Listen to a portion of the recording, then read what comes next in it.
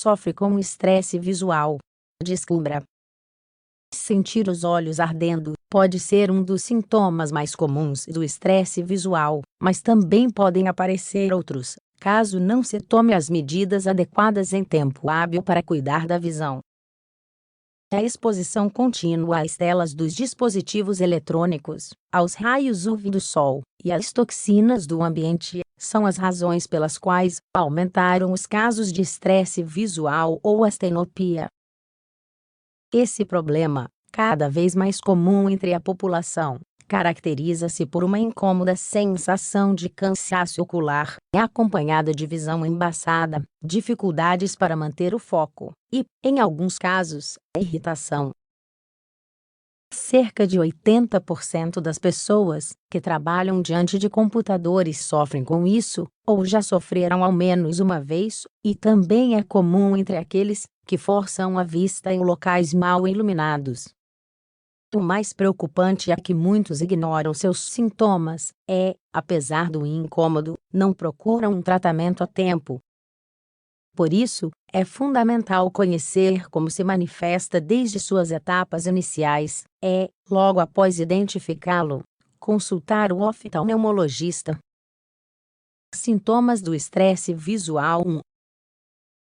Olhos secos. Os olhos secos são um sintoma que, se não forem tratados, podem chegar a provocar dor e problemas de visão. Ocorre pela deficiência de fluidos lacrimais, que se encarregam de manter os olhos protegidos e lubrificados. Isso leva a uma incômoda sensação de ardor e irritação, parecida com quando caem pequenas partículas de sujeira nos olhos. Ainda que seja um sintoma comum da exposição a ambientes contaminados, pode ocorrer pelo esforço que os olhos fazem devido ao estresse. 2. Coceira ocular. A sensação de coceira nos olhos, também conhecida como alergia ocular, é uma reação que alerta sobre a diminuição na produção de lágrimas. Vem acompanhada de irritação do saco lacrimal e dor nos olhos. No geral, aumenta quando são realizadas atividades que requerem forçar os olhos. 3. Tonturas. O estresse visual já foi relacionado a alguns tipos de tonturas e falta de coordenação, já que, quando os olhos se esforçam demais, diminui-se a energia e aumenta-se o cansaço do corpo em geral. Dessa forma, é acompanhado por confusão e dores de cabeça frequentes, além de palidez e fraqueza nas extremidades. 4. Lacrimejar. Enquanto que, em alguns casos de estresse ocular, percebemos os olhos secos, há quem apresente um lacrimejar constante, devido ao esforço que os olhos precisam fazer. Esse sintoma pode se apresentar pela presença de partículas e de substâncias do ambiente que entram nos olhos. Ainda que, às vezes, alerte sobre um problema visual.